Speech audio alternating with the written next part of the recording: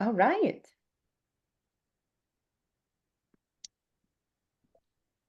This is the awkward few seconds where we decide how many more people pop on Hmm. before I say anything of value. So I'll just keep using some words until we get there. Go I for it, Colleen. All right, perfect. Does it look like most people from the waiting room have popped in? I know there's going to be more people. Okay, just wanted to make sure we at least got that contingency of people. So good morning. I'm going to start off with some introductions. You are here today to hear Sarah and I's riveting, which it will be, presentation on essentially vendor relationships. So we'll get into that a bit in a moment. But my name is Colleen Harms.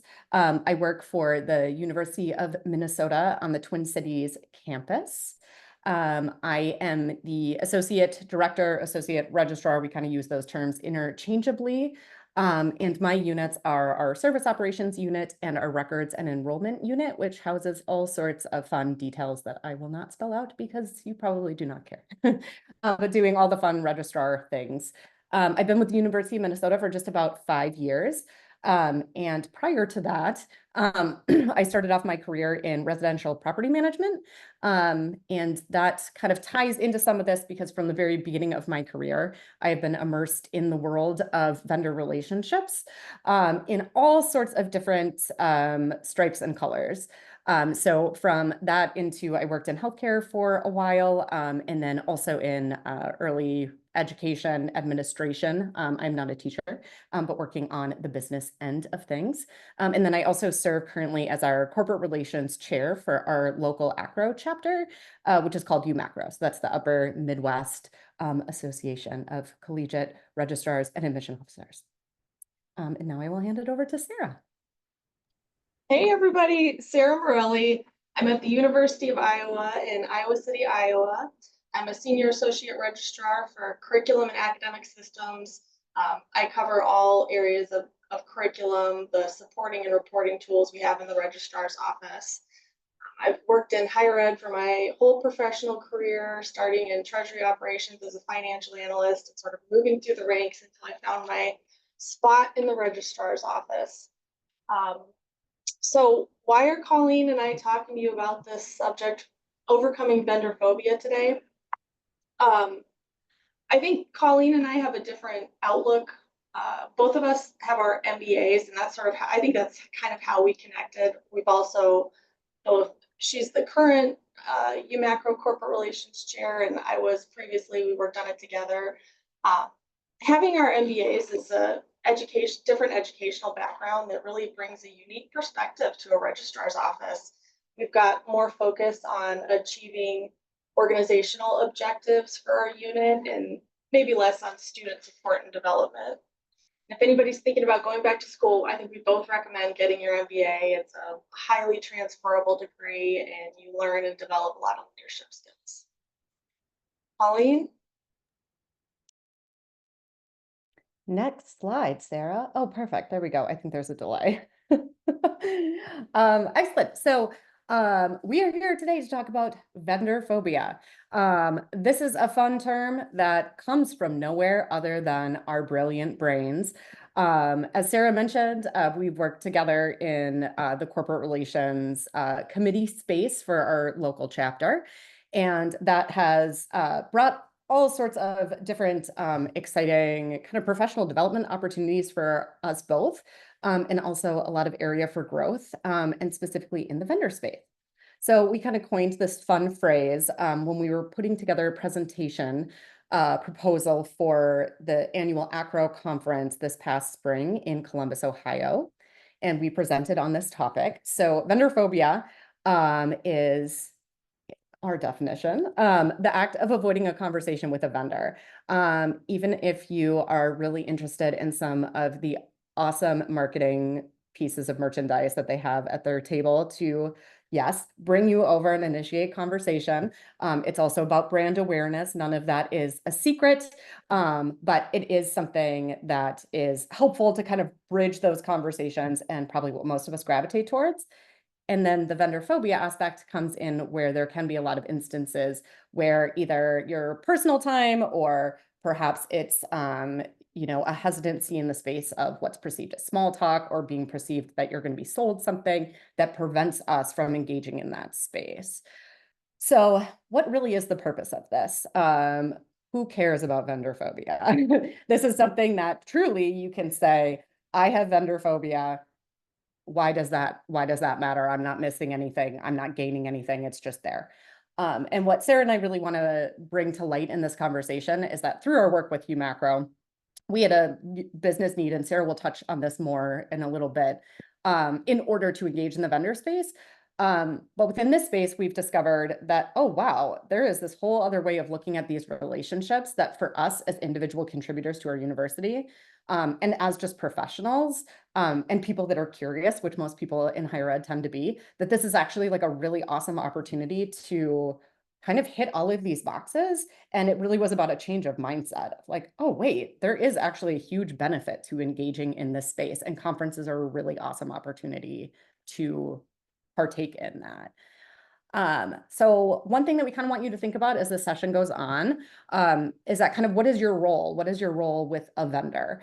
And that's important because oftentimes I think people think about a vendor relationship from the aspect of being a contract signer or somebody who is at the executive level that is actually able to select and approve a multi-million-dollar contract or whatever that space looks like. When in fact, as an end user, you are engaging in a product way more than most of the people who are making those business decisions or signing those contracts. That is something that you are doing on a day-to-day basis. Its functionality is make it or break it for your job. And it also connects us to the student experience. It allows us to provide a service to our student.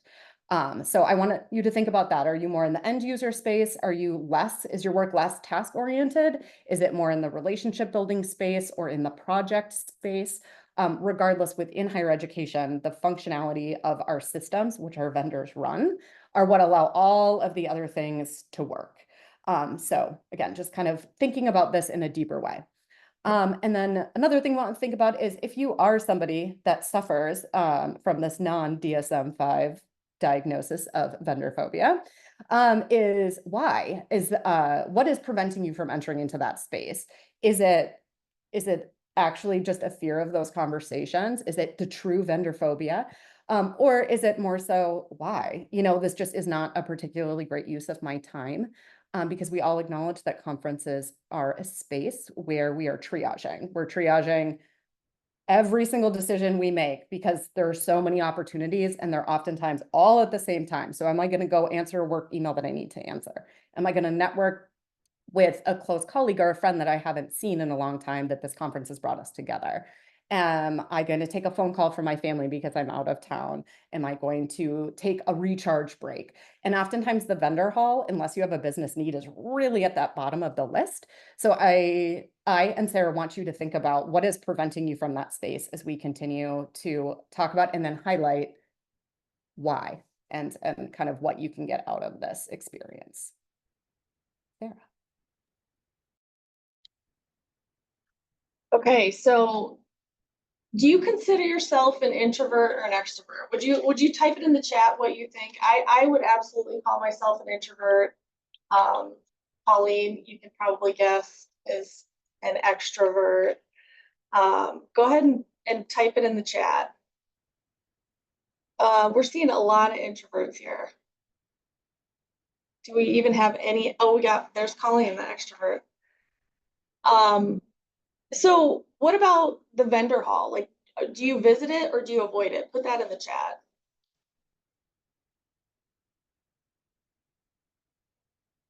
Are you visiting the vendor hall or do you actively avoid it? You got a couple of both. So does your response to the introvert extrovert question play into your decision to check out the vendor hall, or are you avoiding it? As I said, I'm an introvert, but as the corporate relations chair, I had a business need to build relationships with vendors and I had to develop those relationships. And one way to do that is to go in and just have those conversations, right? So when you're an introvert, you may be avoiding the vendor hall, as Colleen mentioned, because there's a lot of different other things going on, right? Conferences are tiring. Learning so many new things within the conference space is exhausting, and you might prefer to just recharge in your hotel room. Maybe you don't yet see the value in developing connections with sales reps, but conversations can also just be draining for introverts. And so I want to encourage you as a fellow introvert to just embrace the unknown and don't be afraid.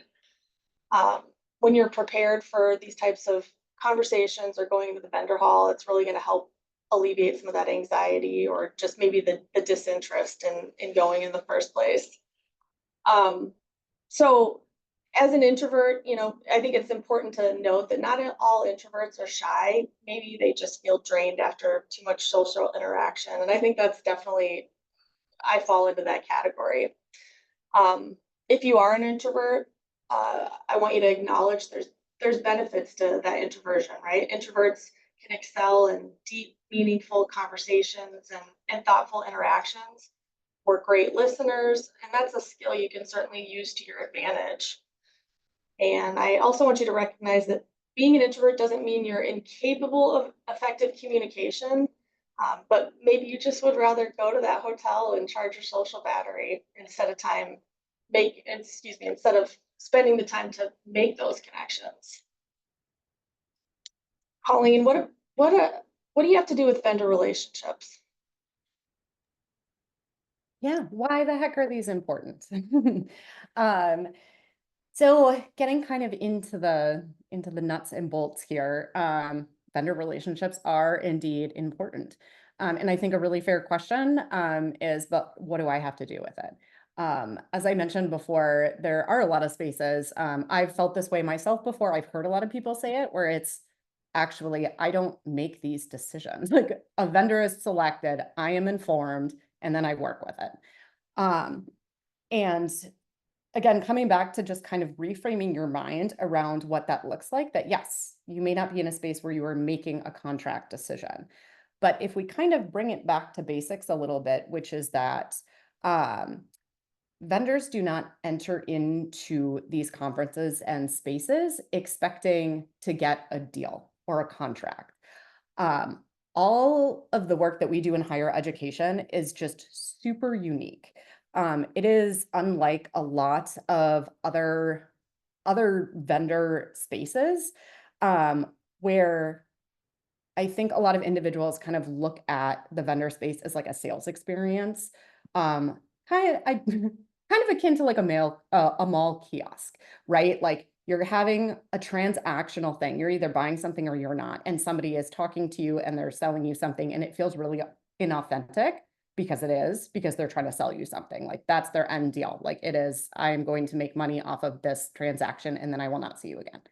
And while a lot of different industries have vendor relationships that are longer lasting, in my business experience, I found higher ed to be extremely unique in actually how immersed we are in those vendor relationships, even when we don't realize or feel like we are, because our relationships with our vendors are so long standing and our work is so dependent on how a system is functioning. Yes, there are plenty of our institutions that have homegrown systems. We have some homegrown systems, but I can guarantee that every institution in some capacity somewhere is working with a vendor to get a service done and be able to achieve, operational success, student satisfaction, and staff success, which I think is something that is often kind of lost in the conversation with a lot of these things, is that it's about how do we deliver things to students? And don't get me wrong, that is extremely important. But also, if you are a staff member and you are working with a product that is not efficient, constantly being updated, and maybe there's not great communication around a rollout, or maybe those communications about an update, an upgrade, something that is a small lift and then does not end up being a small lift. And all of a sudden, there's all this extra work that's created that was not anticipated for you or your team. Because those conversations are happening, but sometimes they can happen more in that client relations space and not necessarily with the end users or the people who are super impacted. So why are these relationships important? In the vendor hall, it is an opportunity to actually be able to provide firsthand real pain point and experiences. Um, I have found this to be so beneficial that when, again, when you kind of reframe in your mind or realize why these vendors attend these conferences and that it isn't actually, they're not putting out all this cool stuff in these like really cute, funny notebooks or like funny pins and different stuff to, again, try to get you to buy something so that they can check it off their list.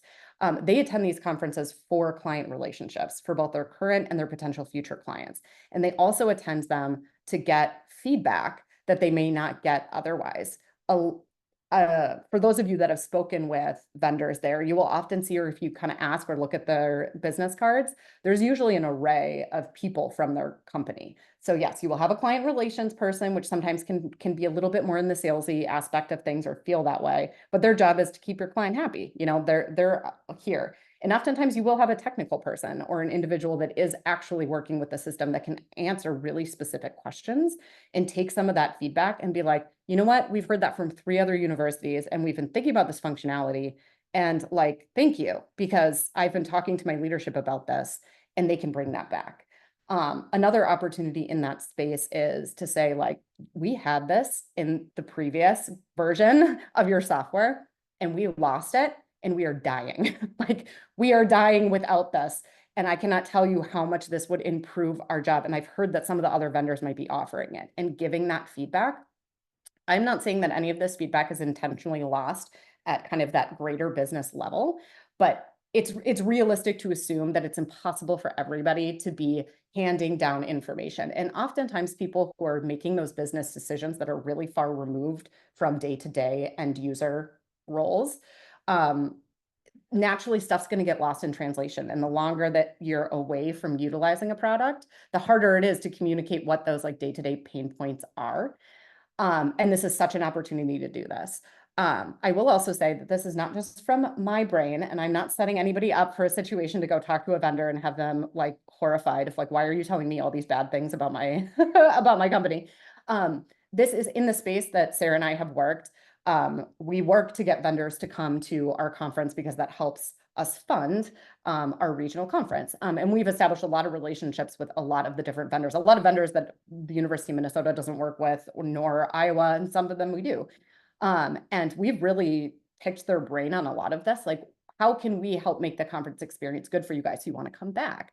And in a lot of those conversations, they're like, we want to talk to people, like, and not for the purpose of just small talk. Like, we want that feedback that is so helpful for us. And sometimes it's difficult because people feel a little afraid or maybe have a phobia about coming and approaching us and talking to us. And I think a lot of it is actually just a misunderstanding of what their purpose and role is, because a lot of us have that maybe trauma, so to speak, of like a salesy experience where someone's trying to, you know, sell you 15 extra things on top of something that you truly don't need and you can't get out of there fast enough.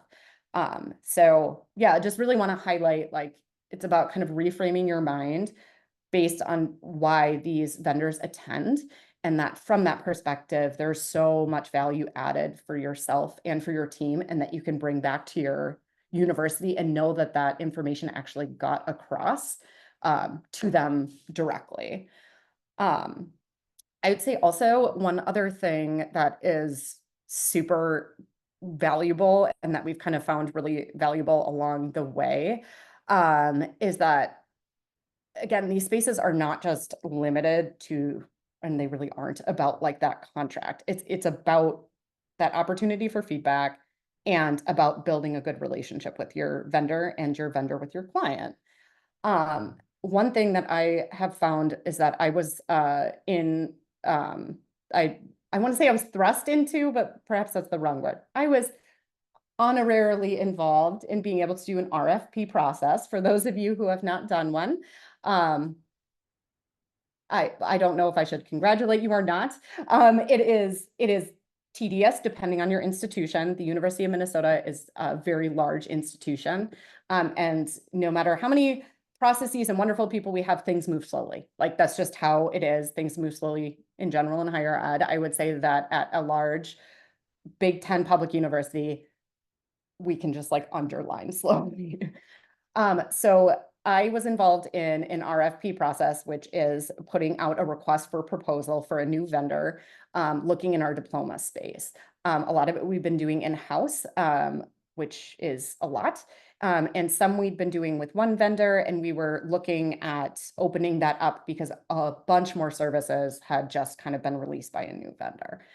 And within that space, I found an opportunity, even though this kind of fell in my lap, and I felt really, really like a fish out of water trying to manage this process. I'd never done one before. I have business experience with some of that stuff I knew, but this space was really unique and really, really new for me.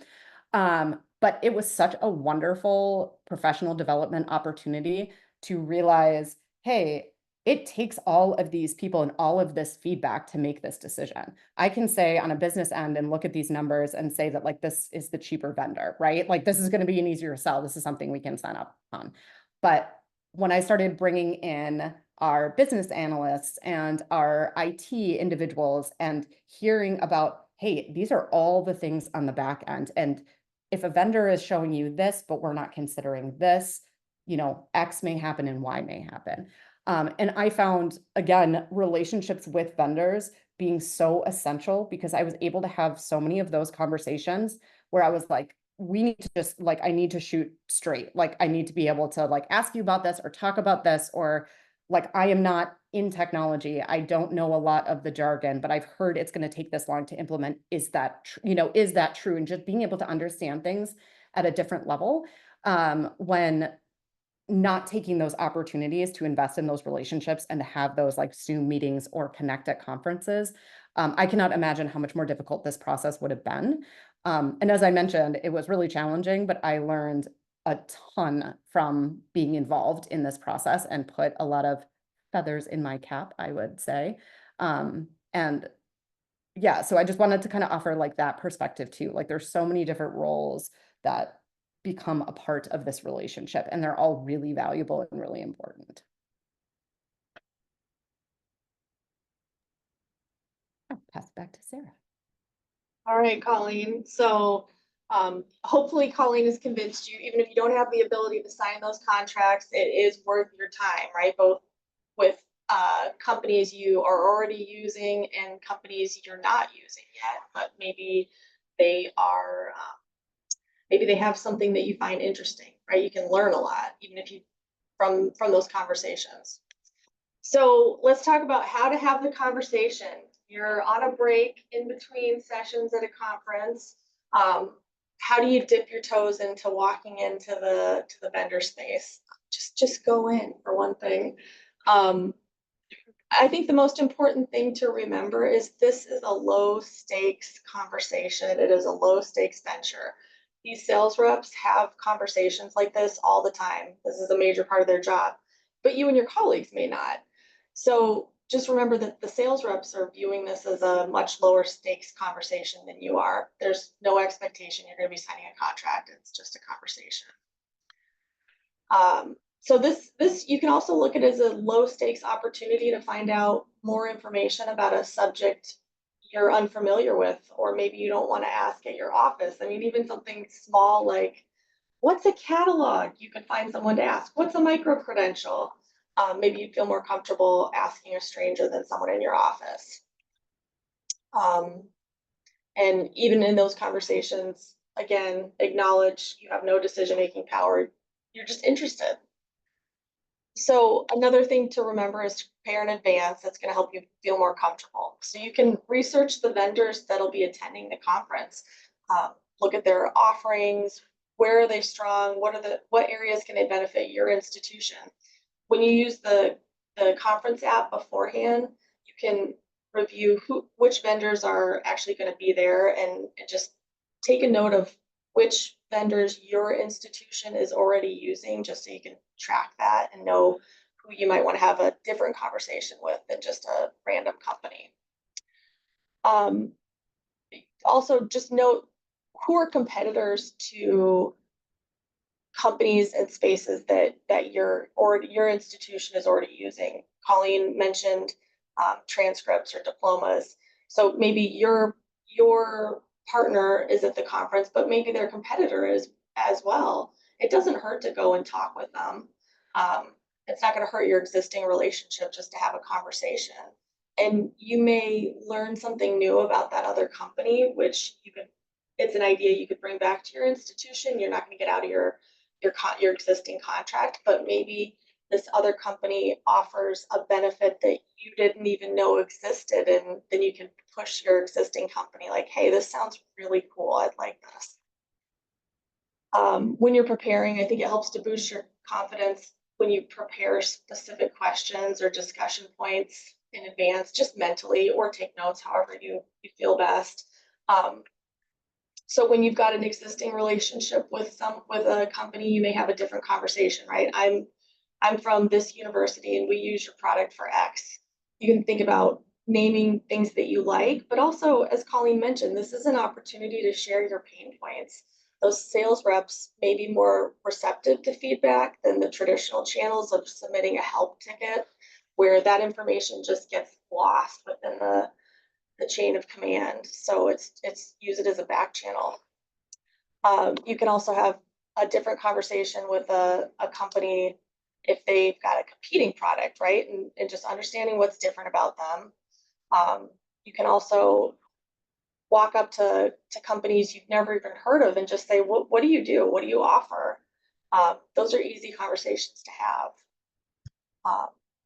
So I think another tip is just set a time goal, right? If you really don't want to go, force yourself and just say, okay, 15 minutes, I'm going to walk around for 15 minutes. That's it. And then maybe at 15 minutes you leave, but maybe after 15 minutes, you've really met some interesting people and learned a lot and you want to keep staying.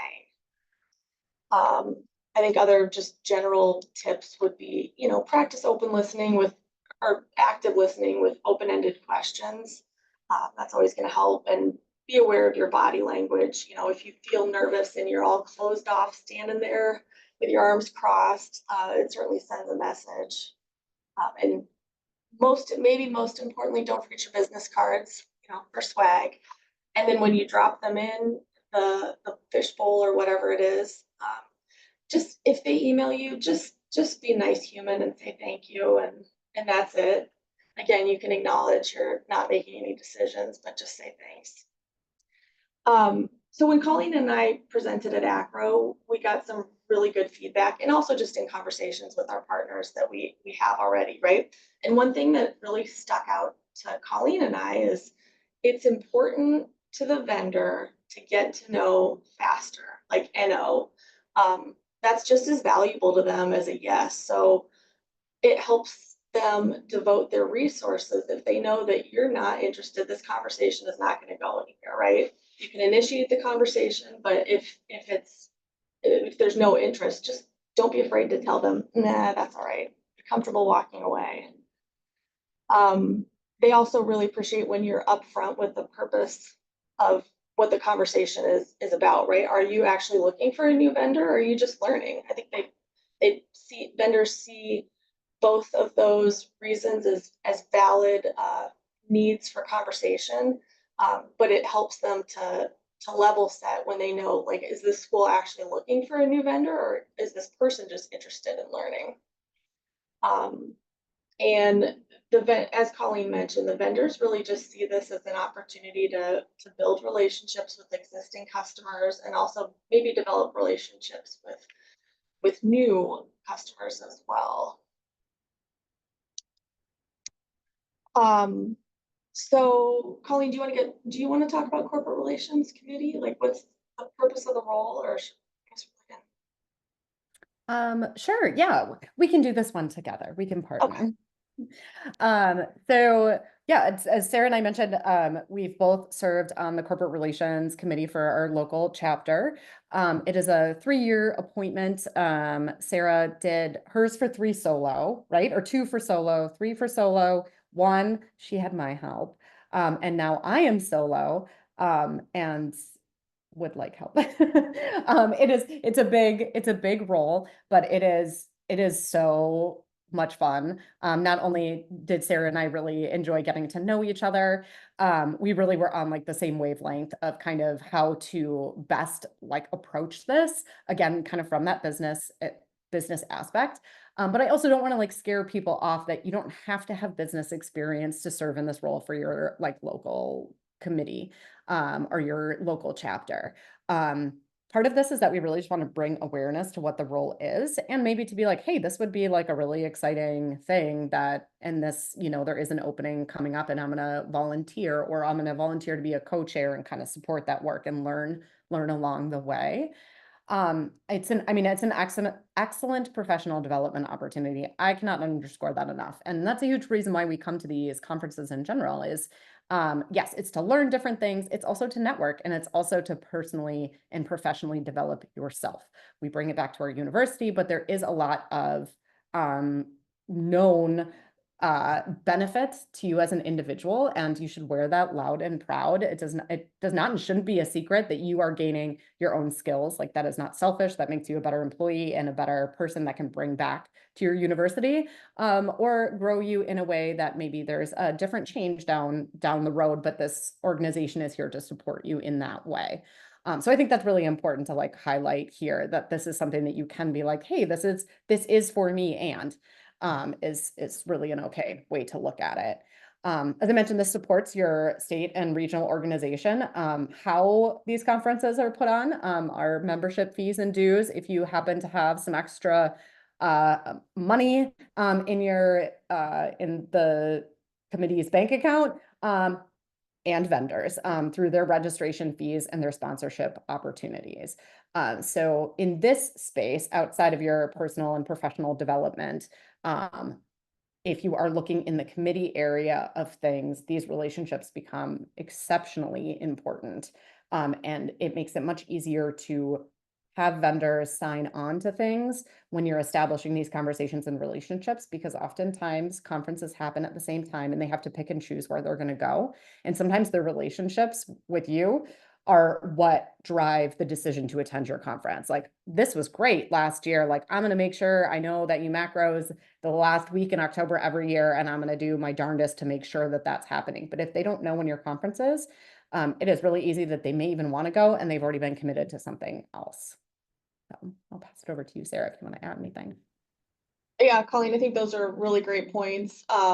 Whether you lead the committee or you're just a member, you're going to learn a lot of skills, soft skills, like leadership, communication, relationship building, and then you can put on your resume an actionable line, right? I learned this using this role, supporting my state or regional organization or national. You know, I'm sure there's an opportunity for the national too. So I think we wanted to just, if you're in this role or if you're considering it, just a couple of tips and tools that worked well for Colleen and I. Number one, get on the radar of those companies early and often. I think sending out early communication is key. We've heard that a lot, initially there would be a lot of responses like, well, we're already booked for that weekend. But as you build those relationships year over year with those companies, if they know that as Colleen mentioned, your conference is the same time every year and you send them an email, 8 months in advance, they're going to book it, or let them know immediately. And you've got those relationships built already. So they want to come and support you because they had a good experience. Another thing we did was set up a 30-minute meeting with each company prior to the conference, maybe 2 or 3 weeks in advance. That was something that we got very positive feedback from vendors because they generally go into those conferences with very little communication and just set up, here you go, and then we'll figure it out later, because the people who are setting up the conferences are so focused on their members that they forget that there's this other group of individuals that want to participate. So we just met with them, asked them if they had any questions, gave them a general layout of what we were doing during what the expectations for them. And then I think we followed up with an email laying that out as well.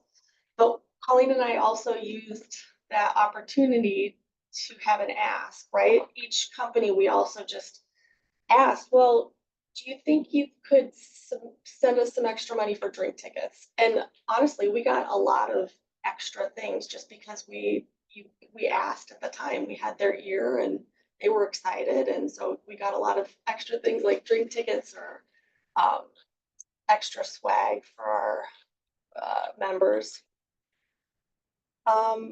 So another thing that was helpful to the vendors is getting them in front of the members at multiple touch points, right? They are there so that they can build relationships, but that means they also need FaceTime. So we've asked each vendor to prepare a 2-minute elevator pitch. And then the first night of the conference, we just have them round robin really quickly stand up, introduce themselves, introduce their company. And then that way, our members, as they're thinking about who they want to contact or talk with, connect with throughout the conference, they have a face with a name and an idea already. And the vendors really appreciated that. We also tried to make it really fun and just like a speed dating thing. We also think about strategic placement for where we put the vendor hall. One year we put them up in a hallway, in a pass-through hallway, which was kind of a little bit strange because their stuff was all sitting out, but they actually loved it because there was so much action and activity. People were always walking through, and that helps with some of those conversations, that traffic flow. Instead of just holding them away in a room somewhere where people can actively avoid them. We've also done another way to get the vendors in front of people. We've done giveaways where we allocate $25 of the registration fee to purchase just a small gift, and we as the we organize what gift we're going to have, but then they can raffle it off, right? So each table has a little drop box for business cards or whatever, but then we made a big show of raffling off these gifts and had the vendors stand up in front of the crowd, and that was also pretty popular. We this last year for the first time, our highest sponsorship level included a scholarship where we also had that platinum sponsor stand up in front of the crowd and do a drawing for a scholarship for the next year's conference, which was pretty cool and a good way to spend the money, honestly. Another thing to finally just check in at the end of the conference and afterwards to gather feedback from those vendors. Again, they're often not very well involved, and so they really appreciated having multiple points of connection. So the more seeking that type of feedback will really help develop those relationships with the vendors, because ultimately a goal of Colleen and I is to get them to come back year over year so we don't need to keep searching out new companies to come and help support our conference. All right, Colleen, do we have any takeaways? We do, yeah. So I think some just kind of key takeaways from today that we were hoping that you guys walk away with is first just reframing how you look at the vendor relationship and their real purpose for being there. I think can help break down those barriers and provide opportunities in both spaces, right? The vendors are there to continue to foster good relationships and to get feedback. And our attendance there is to learn and professionally develop and connect. And that shouldn't stop just with our conference attendees because there is this space and this opportunity for feedback. In that kind of key takeaway, I do want to touch on a couple of the comments that were in the chat, which were a little bit earlier on in the conversation. So we may have covered this or you may, hopefully we've changed your mind. But a couple of the comments are speaking to like, I don't have these purchasing decisions. Like, again, why would I enter into this space? And without being too redundant, I want to highlight that like they know that. The vendors know that. Like, as I mentioned, they directly have talked to Sarah and I have been like, oh, we are not here thinking we're walking away with anything. It's almost a joke for them as well as to how slow higher education works. And they mean that in a really like lovely and endearing way. They know our industry. They know what they are up against. Again, this is not something where anybody is coming in being like, we just walked away with a deal. This is so much more about, again, that relationship building on their end and to be able to get like a feel of where they are at too with their current clients. So I just really would encourage that, like, this is why this is a space for everybody. And it actually does give you an opportunity to give your voice where you may feel like you do not have one in your organization. Like, I've told my boss this, or I've submitted this 1,000 times. And again, there's this pain point and it doesn't, I don't feel like it's going anywhere. This is an opportunity to find out if that feedback has gone anywhere, or to say, okay, there's obviously like a communication breakdown somewhere along the way. And so I'm going to deliver it directly to the vendor. And I can tell you there's nothing more satisfying than having a vendor be like, I will totally look into that and have them actually do it. And that is not hyperbole. I've had that happen both in our transcript and our diploma space, multiple times, where it's like, okay, this cannot be that hard to fix. And I cannot tell you how many extra hours we are spending trying to work around this issue. And they're like, oh, that's so weird. We didn't know that was a thing. Actually does happen. And sometimes they're like, that's a pretty heavy lift and we can't really do it. But what about this instead? Again, it's having space for those conversations, and you can't always depend on other people to be having them, especially when you are the subject matter expert. So again, that's the part that I like really want to underscore, is that this is a space for everybody. And the vendors also know that. They know that most of the people who are there are not people that are signing these contracts. And they want to talk to us and they want to talk to you. So there is much more alignment than it feels like there is in that space. And I'd say just kind of another takeaway is, like, again, about that mutual relationship. It's not a secret that this is beneficial for both parties. And it shouldn't be. This doesn't need to be something, which is why I feel like sometimes it is perceived as salesy, of like the inauthentic relationship. You're just trying to get something out of me. I think sometimes acknowledging, like, yes, like it is in their best business interest for their clients to be happy. Full stop.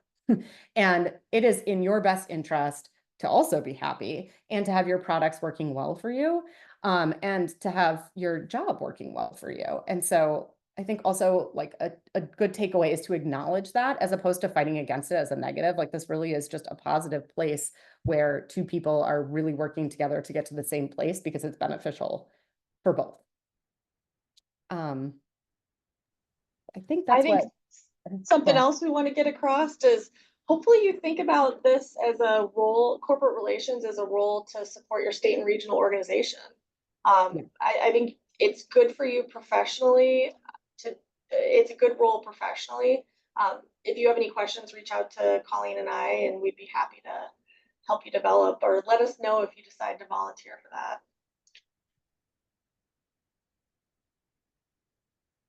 Yeah, thanks, Sarah.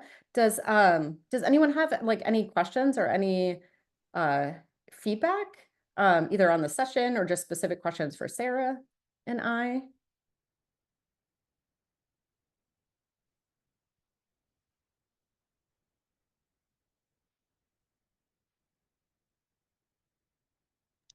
All right. Well, thank you for attending this. Yeah, thank you, everyone. I hope that there was at least like some valuable tidbits. If not, you got to spend some time with Sarah and I, and we greatly appreciate that. So thank you so much for, yeah, taking some time with us this afternoon. Thank you, Sarah. Thank you, Colleen. And I dropped a link in here to visit our ACRA website for this webinar recording and other webinar recordings. Thank you so much, and wishing everybody a wonderful day. Awesome, thank you.